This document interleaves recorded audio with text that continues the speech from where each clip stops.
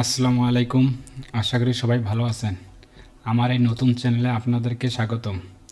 তো থাম্বনেইল দেখেই বুঝতে পারতেছেন যে আসলে ভিডিওটি কিসের জন্য করা। তো আমি আজকে আপনাদের দেখাবো যে আসলে ফটো বা ফাইল অফ পেজ এসইও কীভাবে করতে হয়, বা of page SEO file SEO করে যে আপলোড করা হয়, আমরা যে বলি যে ফাইল এসইও করে আপলোড করতে হবে, সেটা আমি আজকে দেখাবো যে ফাইল বা ফটো অফ পেজ এসইও করব। তো ফাইল বা ফটো অফ পেজ এসইও করার ক্ষেত্রে সর্বপ্রথম যেটি মানতে হবে সেটি হচ্ছে ফাইলটি বা ফটোটি জেপিজি মোডে হতে হবে। জেপিজি ছাড়া হবে না, নট পিএনজি, মানে পিএনজি বা আদার্স কিছুতে হলে হবে না।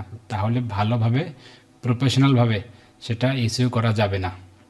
এসইও করা যাবে, শুধু টাইটেলটা চেঞ্জ করলে হবে, কিন্তু বাকি অন্য কিচ্ছু করা যাবে না। তো আমরা পিএনজি বা অন্য কোনো থাকলে সেটা আমরা জেপিজি মোডে করে নেব ফাইলটি সর্বপ্রথম।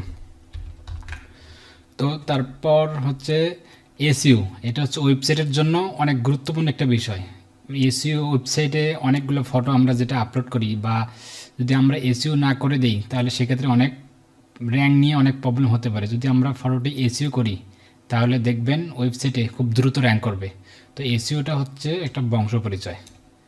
তো আমি হাতে কলমে আজকে দেখাবো যে আসলে ফাইল এসইও আমরা কিভাবে করব। খুব সংক্ষিপ্ত একটি কাজ, যেটা আপনারা দেখলেই বুঝতে পারবেন।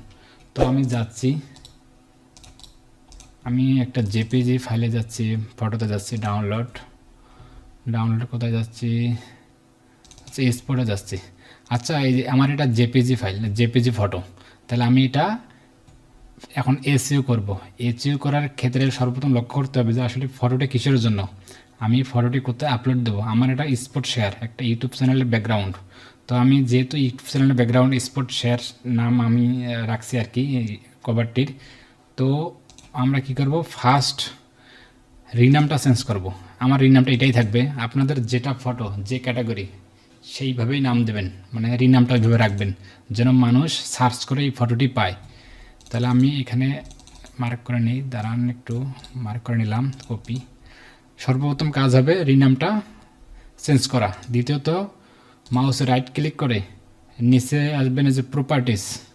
তো আমরা প্রপার্টিসে আসবো, তারপর ডিটেলসে আসবো। ডিটেলস আসার পর আমার এই ফটোটি এসইও করা ছিল, দেখেন আমি এই ফটোটি এসইও করছিলাম।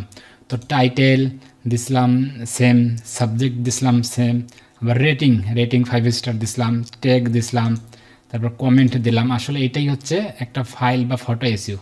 তো আপনারা দেখতেই পাচ্ছেন যে আমি এটা এসইও করেছিলাম। টাইটেল দিছিলাম, সাবজেক্ট দিছিলাম, রেটিং দিছিলাম, ট্যাগ দিছিলাম, কমেন্ট দিছিলাম। এই কয়েকটি বিষয় মাথায় রাখলে, কয়েকটি বিষয় আমরা যে কাজগুলো সম্পূর্ণ করতে পারি, করে অ্যাপ্লাই বা ওকে করলেই আমাদের ফাইল বা ফটো এসইও হয়ে যাবে। তো এইভাবেই আপনারা ফাইল বা ফটো এসইও খুব সহজেই করবেন। এটা ছোট কাজটি হলেও এটার গুরুত্ব অনেক অপারেশন, বুঝছেন। আপনারা অবশ্যই এইভাবে ফাইলগুলো এসইও করবেন। তো ধন্যবাদ। পরবর্তী ভিডিও পাওয়ার আশায় আমার চ্যানেলটি সাবস্ক্রাইব এবং লাইক করে পাশে থাকবেন। আসসালামু আলাইকুম।